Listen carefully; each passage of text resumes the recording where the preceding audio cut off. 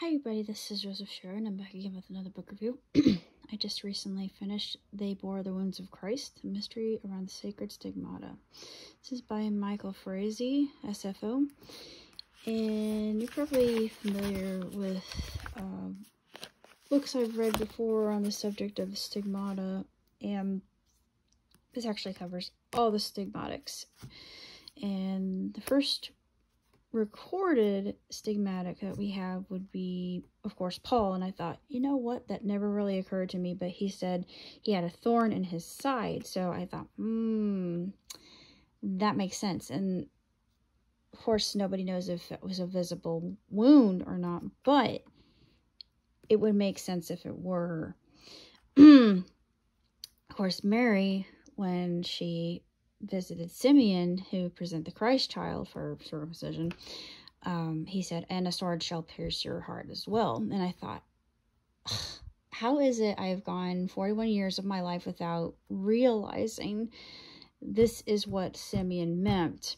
And that's why I like to read other religious texts, because they give me more insight as to where a Protestant might have said, well, this is what I think this means. But personally, I believe that this is accurate and it makes sense, and it just is common sense now that I think about it, because she had an invisible stigmata when she was dedicating Jesus at the temple.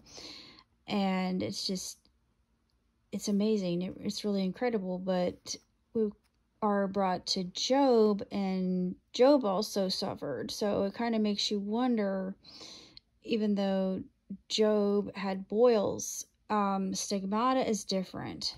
So I'm thinking that Job was also a saint, because he suffered, and it said that many saints will suffer, and that's recorded. And even though he didn't suffer the stigmata, he was greatly, he went through immense excruciating pain. And he did no wrong, and he erred not in the sight of God, as was quoted in the book of Job. He was a holy man, holy and blameless in God's sight.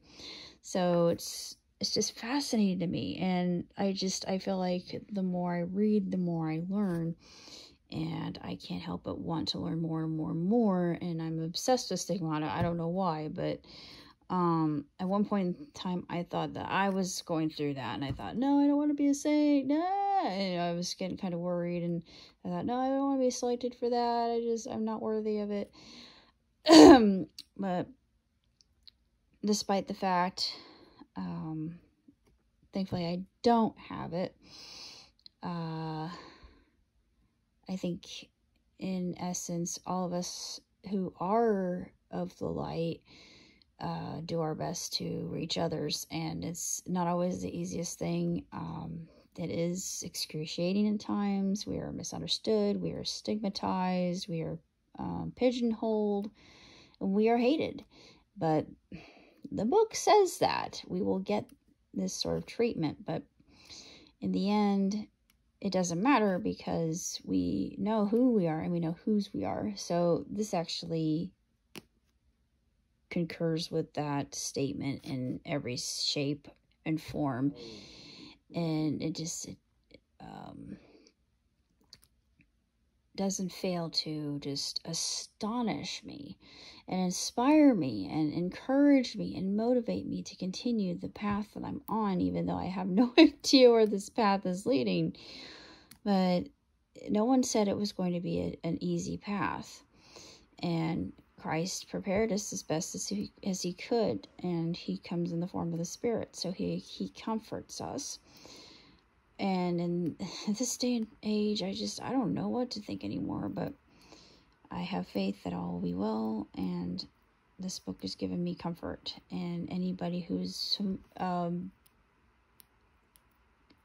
curious about stigmata, then this is your book. And of course, there are many other books written on the subject, but this is just more of the same, and really good information from the source. So I highly recommend it, even though it's woefully short. So until next time, live on, prosper. Ciao,